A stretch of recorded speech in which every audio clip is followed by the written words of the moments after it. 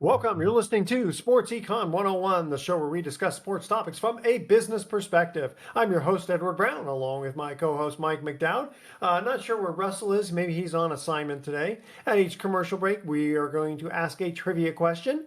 I do want to make a mention here. You ever heard of Drinksgiving and Blackout Wednesday? It's a very popular night for bars and venues. Do you know that Wednesday before Thanksgiving often sees many people in town for the holiday and looking for something fun to do? San Fran Halen is playing at the Hot Monk. Mike, what are you doing? I'm trying to get your attention, man. Do I know about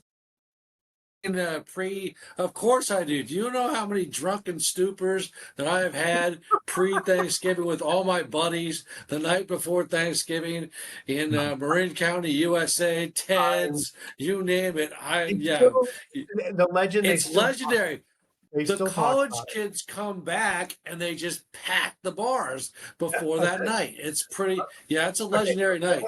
For us older guys, we remember Van Halen very well. There's a tribute band called San Fran Halen, and it's funny because I actually know the guy who plays Eddie Van Halen. He's actually he's actually a very good guitarist, Rob Spinoza. They're playing at the Hot Monk in Novato the Wednesday before Thanksgiving. Check them out. Let's see here. Want to make a quick mention Their also. New sponsor?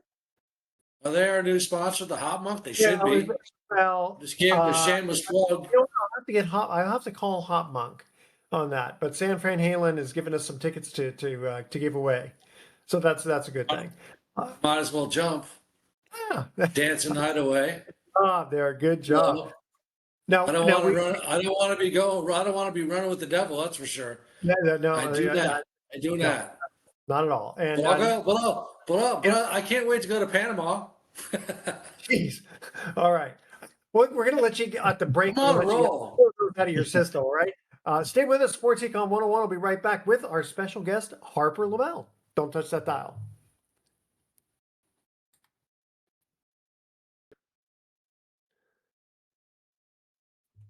Welcome back to Sports Econ 101. I'm Edward Brown along with Mike McDowd. Mike, will you please introduce our special guest? And you just go right into it. There's no there's no lollygagging. There's no gee, let's talk a little bit more about Van Halen and Dance the Night Away. All right. We have a very special guest standing by.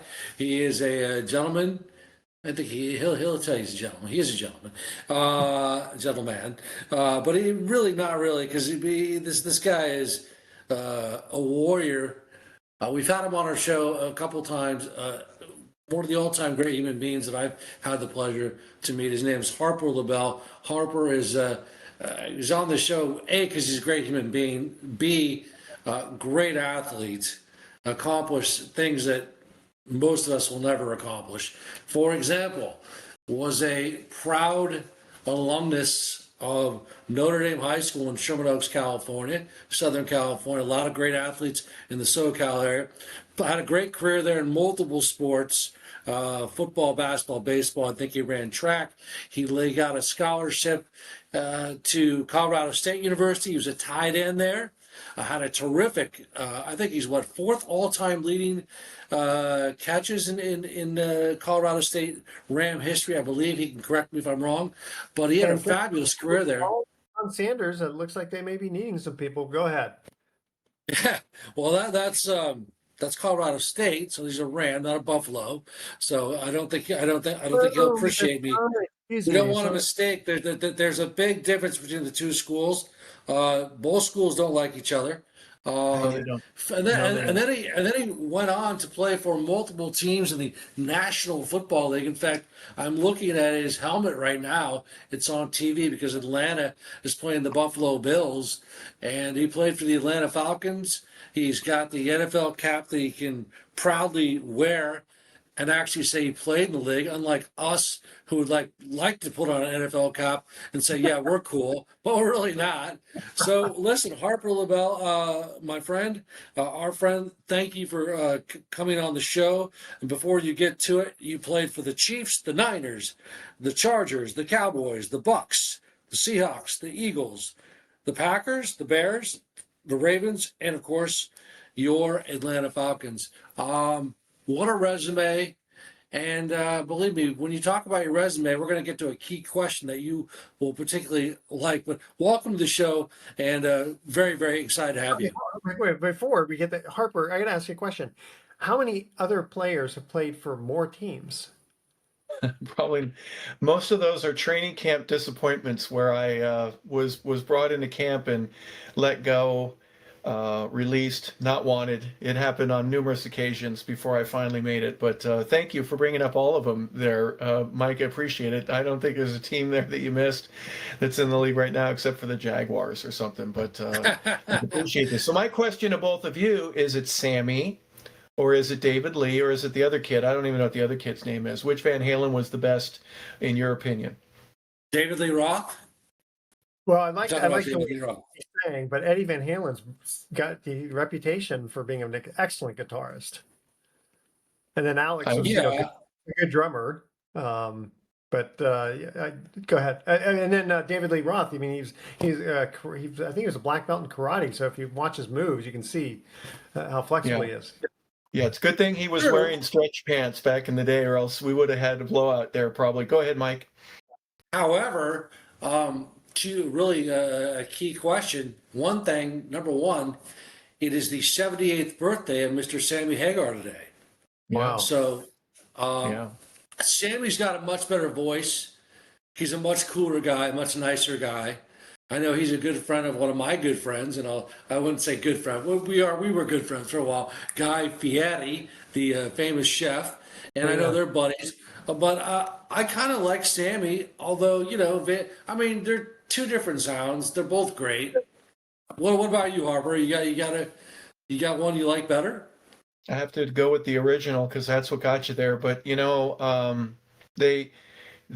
drama, it was almost like watching Fleetwood Mac every now and then. When is somebody going to get really mad at one of the others and it's going to split the band up? Near the end, that got to be a little too much for me. But being from California, you had no choice but to like Van Halen when you were growing up, and who didn't anyways? So terrific band that obviously has made its way into the folklore of rock and roll history for many. And I don't know if there's a wrong answer, because some people say, you know what, I was beginning to not like Van Halen when Sammy came in, and then they had about 10 or 15 songs that I really enjoyed that they added into that repertoire. So really no wrong answer, but my initial would be David Lee. Yeah, I'm kind of the same way. The same for actually all those reasons. It's interesting. I mentioned about bands like kind of breaking up. So this is kind of what I heard. So ABBA, which was the second highest gross national product in Sweden behind Volvo, they apparently toward the end they had some breakups or whatever. Right? They were offered apparently $1 billion to get together. They just I guess they made so much money they just said nope, we don't like each other anymore. $1 billion, and they said no. Yeah, Richard Branson, I think the guy from Virgin Airways, wanted to put a tour together. Yeah. He thought he'd probably make $2 billion and give the band half of it, but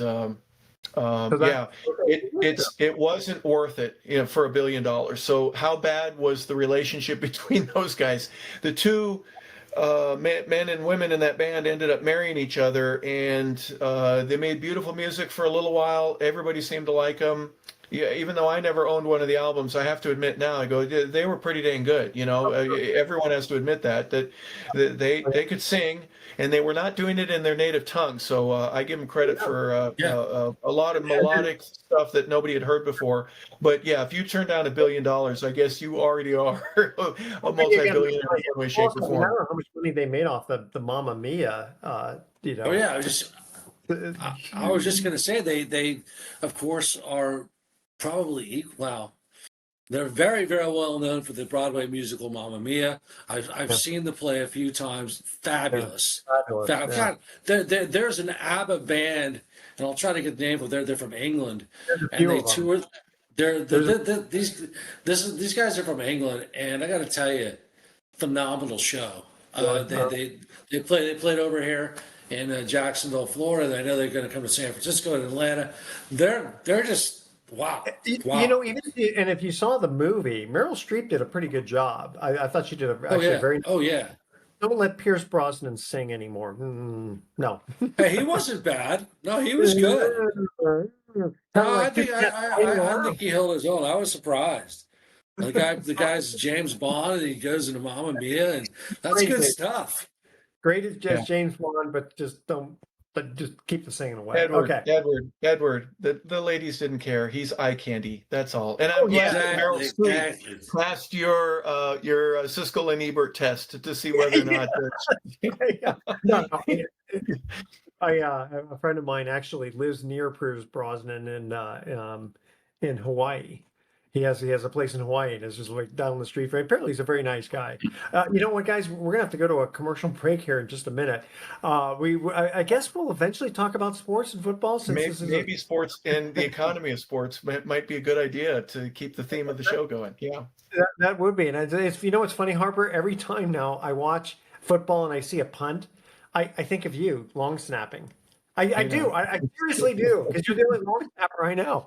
Okay. All right. Let's go to the. Okay. So as just a reminder for you guys who know the answer to these questions, don't say anything yet. Wait till we get back from break and then you can answer the question. Oh Which yeah, I know the answer already. which I can name fictional? that answer in 2 notes. Oh, Yeah, never mind. Wrong yeah. show. Do you remember that with Wrong show. name Yeah. two? I remember that. I Name can that name too. that. No notes, because they give you a hint. Okay, which Yeah. fictional town is The Simpsons set in? That's our trivia question for the first one here. Which fictional town is The Simpsons set in? All right. Email Edward at sportsecon101.com the answer to that question. I want to make a mention here for Mountain Mike's Pizza in San Rafael. Pizza the way it ought to be. Yes, Mike. I like Mountain Mike's. Just the all pepperoni pizza. That's good That's it. stuff. The triple pepperoni. That's good. Hey, by the Yeah. way, I think we just set a record on this show. We did an entire segment without talking sports whatsoever. That's true. We did. We're now a We gotta fashion get back. show. Wait, We're a hold on. We gotta go to our lifestyle break. We gotta show. go to our Cool. break. Audience, stay with us. Don't touch that dial.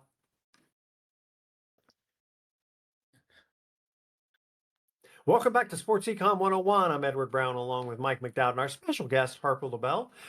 Trivia question number one. Which fictional town is The Simpsons set in? Harper, what's the answer to that question? Well, let me ask you first. Do you know which rock and roll, since we were talking rock and roll, which rock and roll band had a member that has been writing for The Simpsons some of the music for them? Do you know what band? What's the name of the band or the singer in the band that has worked on The Simpsons since the very beginning? Do you know? I don't know. I'll guess Journey. Is he from Mike? Primus? Primus? No. I don't know. Danny I don't know. Elfman from Oingo Boingo. That was his band. That's another Uncle Oingo California band. Boingo. You're right. Oh, Danny Elfman wrote the Simpsons. Dun, dun, dun, dun, dun, dun. So I wonder if he'll turn down $1 billion to do a tour. But Hold Springfield on. is the name of the Simpson town. that is correct. Nothing Springfield. bad ever happens to me. Whoa. Nothing bad ever happens to me. Whoa. Wasn't that It's Oingo the dead Boingo? man's party. Yep, absolutely. So Yeah. Danny It's a Elfman has dead made. man's party. It's a little Who bit after can my ask time, for but more? I knew the name of it. Yeah, Don't turn the radio dial, 'cause I'll sing all day. It's a dead man's party. Yeah. Okay.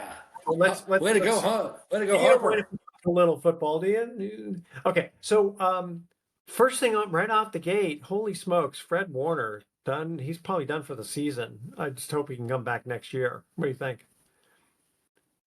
Well, if you're going to ask me if anyone's had a harder time trying to put a roster together every week than Kyle Shanahan over the last, 3 or 4 years, I'd like to meet him.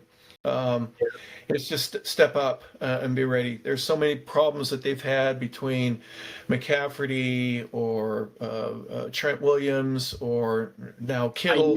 One guy after another, and it just makes it so much more difficult to play on Sundays, but the Niners have found ways to make it happen and still be competitive. I know they've fallen short of what the expectations are because you look at their lineup and you go, they're stacked. They've got guys that are not just Pro Bowlers, but really good at every position. Every position, they've got somebody who is respectable in the league, and they just can't keep them on the field for the entire season, and that it's been a mess for them. I was wondering when Eddie Pinheiro has just been a phenomenal field goal kicker. It's funny, when he came to the 49ers, he missed an easy extra point, and then we're thinking, uh-oh, but then boom, he's been hitting all the field goals. And then I think someone stepped on his foot and he was limping away. But Oh, I think he came jeez. back in, but I think he came back in the game. So that's been challenging. Yes, Mike. But let's not forget Brock Purdy's out. He's still got this Yeah. problem. Bosa. Mac Jones is also hurt as well, who's come into relief. So the quarterback situation is not of health, so to speak, and it is there's some problems overall. I think that team has the potential, but again, with the injuries to Jennings and Boza, and as Harper said, it's just one of those.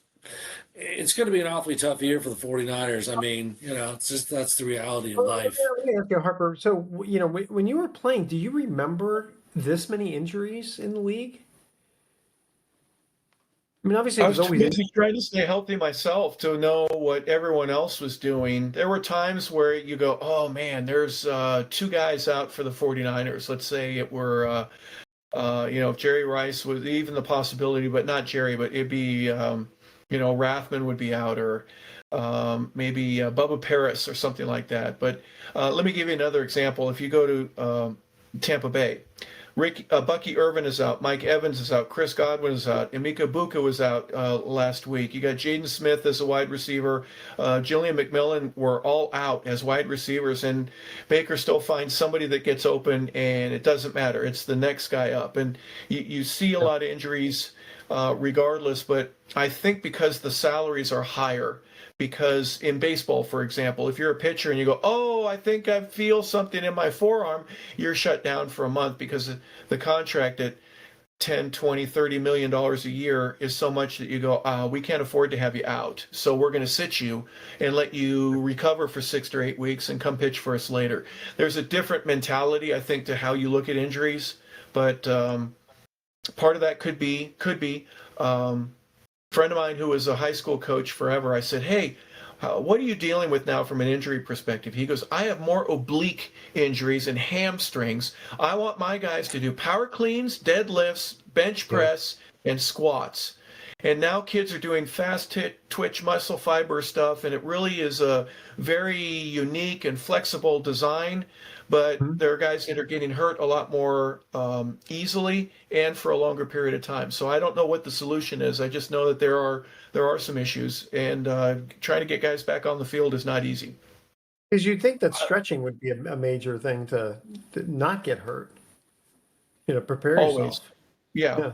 But stretching, how you eat now, too much sugar, not enough sugar, how much sleep are you getting, not enough sleep. There are so many different ways of measuring and calculating that weren't available back then. It was 2 aspirin or something else.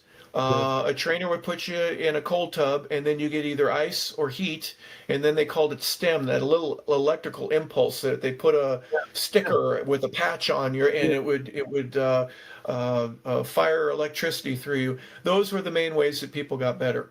Mickey Mantle was out of the league when he was 34 years old. He had a train track scar in his knee that was this long. If he lived today, or if Sandy Koufax lived today, he didn't have Tommy John surgery. Tommy John was the first to have it, and he had already retired. So some things are great in that we'll get you back on the field, but we're also seeing guys that are getting hurt a lot more quickly during a season, and a lot more often in terms of the total numbers. And one quick thing, don't forget what Mickey said in the Rocky movies: women weaken knees. Don't forget that. Okay.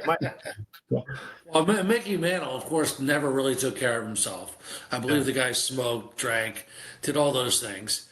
Yes, drank. Hey, Quick question, Harper, because you are going to be. I mean, I do a lot of college football myself, high school football, but it's just a thought, just came to my mind. Have you ever? And the only way to articulate this, have you ever thought about this new field turf? Does this have anything to play with any of these injuries at all? Because most colleges are using it now, most high schools are using it now. The NFL there's very few grass fields. I don't know, just a question. yeah, baseball does not have a sport turf field anymore. They used to have the old AstroTurf. The players complained to the point where they said, we don't care what it costs, make it happen. And the league subsided and agreed. Football is not there yet, and especially with high school, the ability to have a lacrosse, football, track meet, and anything else in a stadium in a rock concert, all on the same weekend, makes up for the fact that you may have more knee and back injuries. The science hasn't come out yet. It's been out for about 10 or 15 years. I'm expecting it to come out sometime soon where they can justify the amount of knee injuries versus grass or the old turf. I just don't know. I do know this, that anybody that's been around it will complain because their washing machine has all these little rubber pellets, these little BBs, I call them, that are made from old tires that get in their socks or in their shoes, and they bring them home, and it's a growing weed that is a part of that type of a surface being as plentiful as it is. But actually, you know, if you and I were in that business 10 years ago, we don't know if this is going to work, and now you'd say almost every field in America is going to have one before the next 10 years. From a baseball standpoint, was it just the ball was just traveling too fast on the ground? It was too dangerous, because Yeah, but also the guys don't want to turn their ankle or slide in and get their foot caught in anything other than the gravel that they would normally land in. And if you remember the old cutaway bases back when Riverfront or in Three River Stadium, Philadelphia had it, St. Louis had it. There were several fields that were all turf and multi-purpose, and you had the cutaways for first, second, and third base. When you go from a dirt surface, guys would be complaining that, you know what, my knee can't take it, or it messed up my ankle, or my hips are bothering me, and they wanted to have it changed. They got it done. Interesting. Okay, because I mean, when you're running the bases, it's all on dirt, so to speak. You're not running on the turf. But Right, and speaking of changes, first NFL firing, Harper can speak to this, Brian Callahan out at Tennessee, awful, horrible team, and now he's casualty number one. We'll talk about that, Harper. Then, of course, the college football firings are going through the roof. It's insane. But your thoughts about Callahan getting the heave-ho? They had a real good win against Arizona just last week, but too little, too late. I don't. I've been cut enough. You mentioned Mike a little earlier about all the teams that I was with. I had several times where I get a pat on the shoulder while I was eating either breakfast or lunch. Hey, coach, need to see you. Bring your playbook. I don't like anybody getting fired. I understand it though, and to blame all of the issues that are going on in Tennessee right now with their cap problem. They're very young. They're not going to win for another year or two, anyways, unless they change their roster and go to the portal. Oh wait, that's for college. They don't get the same opportunity to do that. They've got to draft and they've got to bring in free agents. So to blame that on Callahan exclusively is a cheap way to get somebody else in there. Let him try to figure it out, and then maybe go for Belichick or somebody else that you might have your eye on, and begin the negotiations for something that's down the road, either later this season or most likely before the Super Bowl. all right, quick trivia question here. What is the only fruit that has its seeds on the outside? That's our trivia question. Stay with us, Sports Econ 101. That We'll be one? right.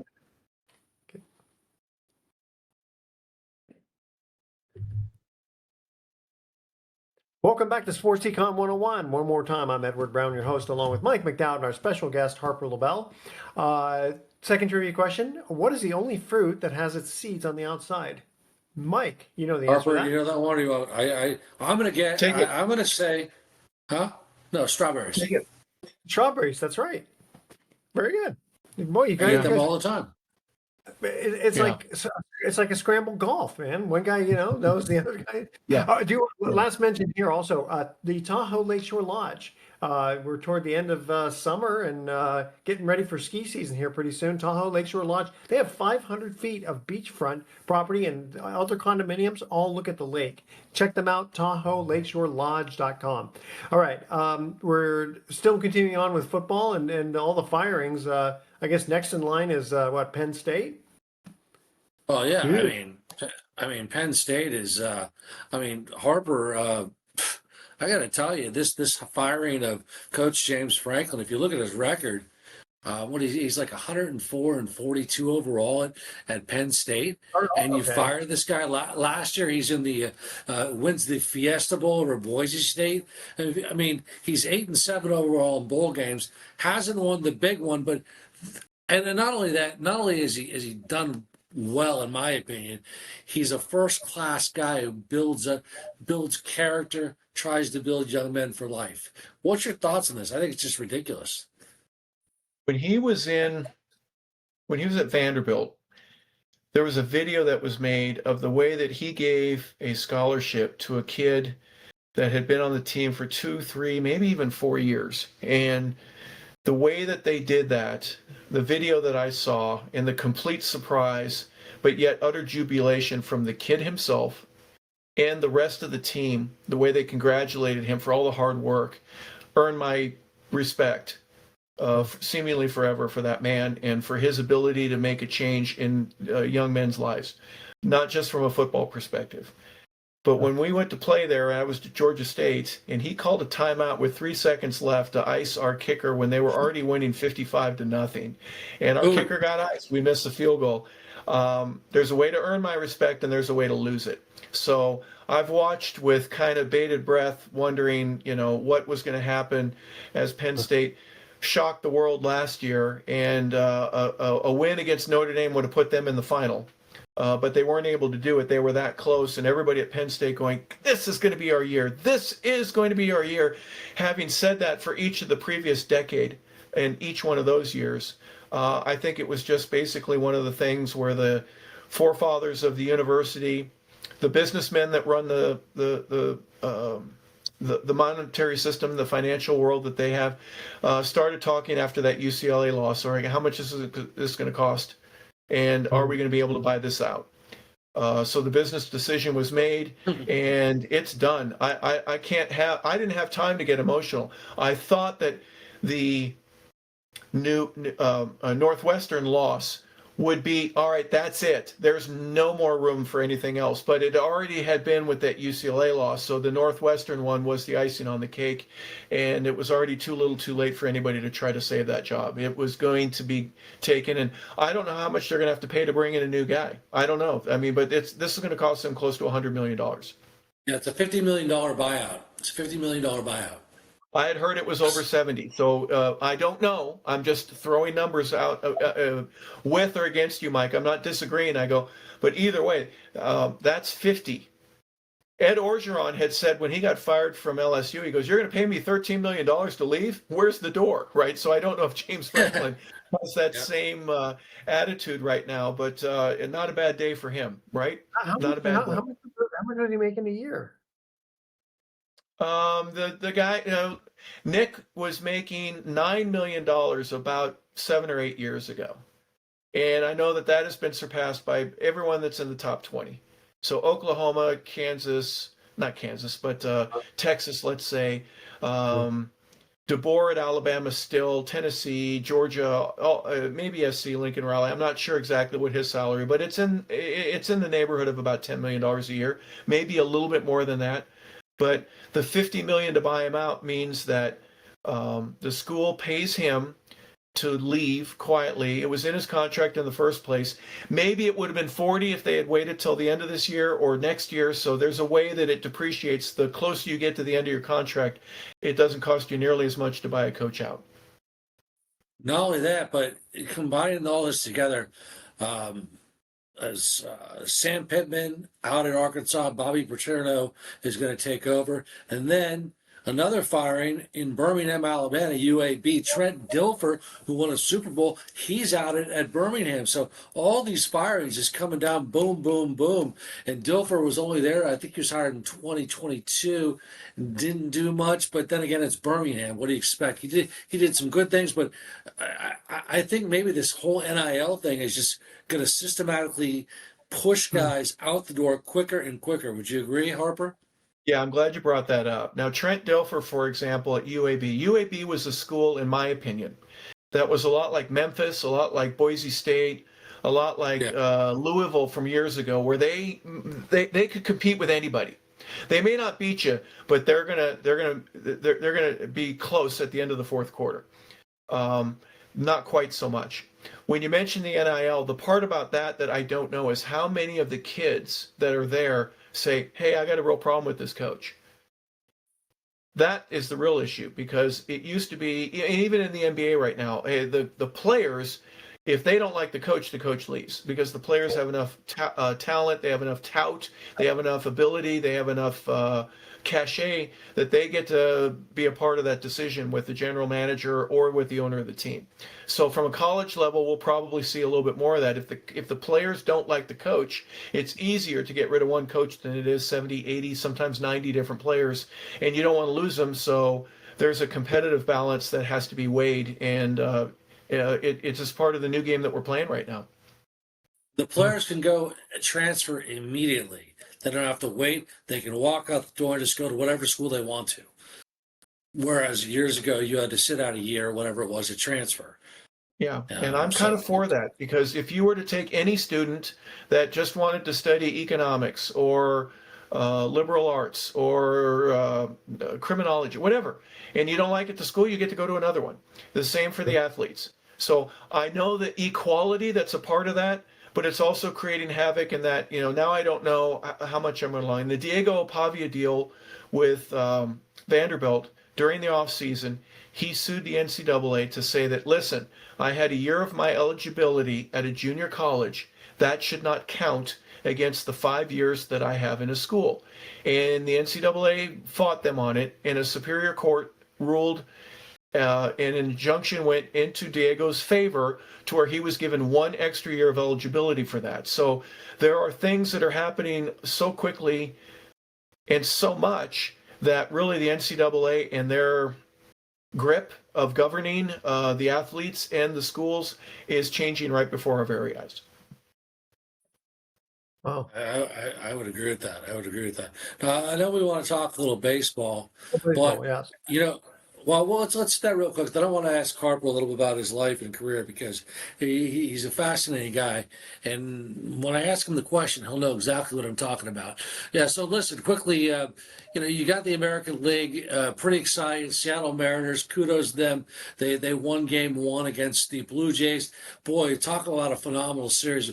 That 15-inning marathon against Detroit was hands down the most exciting game in baseball this year. So you got them. I mean, pretty exciting.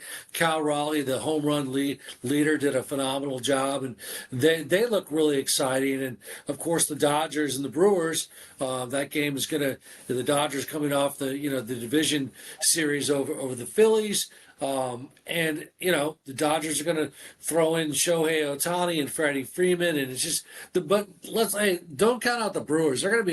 They're a hot team, and they very well could beat the Dodgers. Absolutely. Well, they did during the regular season. They won all 7 of the games that they played in the regular season. And that was in August, if I'm not mistaken. They played after the All-Star break. They played in Milwaukee. Dodgers got swept, and then they were swept again at home 2 or 3 weeks later, if I'm not mistaken. I don't have the exact dates, but the Brewers are for real. They're a very good baseball team, and their pitching is close to phenomenal. Now, I'm going to throw it back at you. If you're the executives of Major League Baseball and you're ABC or ESPN and you want the best roster available, you want both the Dodgers and the Phillies because you're going to have the biggest crowd, and one of them is going to knock each other out. You would rather have Blue Jays in Seattle, or would you rather have Seattle and Blue Jays? You want the Yankees. That's who you want because more people are going to watch that. So this is a very interesting scenario when you put together who's the best team that deserves to be there versus what's the best matchup that's going to make the most money for the league. And I think they would prefer probably to have Seattle in there because it's a more exciting story. But you may have the whole country. You may have the whole country of Toronto tuning in in a way that they maybe never have before, unless it was that '93 series that when Joe Carter ends up winning it against the Phillies. So I'm a baseball guy. I was born and raised with wiffle ball and playing with a tennis ball with all the peach fuzz off of it because it would curve more if you bounced it 7 million times. It's a great game, but Seattle right now they're ahead of as we're filming, they're ahead in game two at 7-3, and I'm looking at the sixth inning right now. So if they get a 2-game sweep in Toronto and end up going back home, it could be a very short series. And it'd be exciting because Seattle, I remember when they won, I think it was 114 games, and then they lost to the Yankees. And so they've never been in the World Series, which would be kind of exciting. I know, Hey, but you think about all the great players that they had just on that team. They had A-Rod, Jay yeah, Bruner was on that team, Edgar Martinez, Randy Johnson, of course, comes in the bottom of the ninth to strike out a couple of guys and help win it for them. They had a great lineup. By the way, some guy named Ken Griffey Jr. was a part of that as well, a young kid. So they've had some talent there, but this isn't probably the most talented group of individuals, but as a team, they are amazing. well. Hey, do you guys have time for a quick little joke? How are we doing on our time overall? Okay, so we're at the 12-minute mark, and at the 13:45 mark, we got to cut to a break.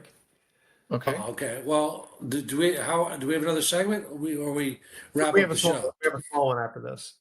All right, let me ask Harper a quick question. Harper, you had on Harper has his own sports talk show, 100 Yards of Football. He just had on a very interesting guy who played baseball at Pepperdine, named Bradley Cole. Bradley Cole later became a very well-known soap star actor in Southern California, in New York as well. And he was very schooled as an actor, studied at Pepperdine. The work that he went into was absolutely phenomenal.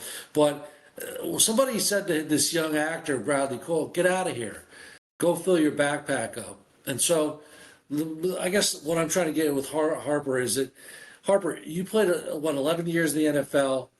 How did you fill up this backpack to accomplish this great feat and have such a long journey in something that only 1% of the population can do? Well, interesting. Let me give you a little background for the folks that are listening. That Bradley was asked, what he says to a producer, what can I do to get to the next level? And the answer was, go on a tour somewhere and go fill up your backpack, which could be anything for anybody. Go get experience. Go have some great life experiences. Go do something different. Go be somebody. And then when you come back, you'll have all kinds of great things. And when we come back, we'll probably get to answer that. So I'll leave that as our segue. All right, really quickly, what is the only continent without an active volcano? Stay with us. Sports Econ 101 will be back with some closing comments. Don't touch that dial.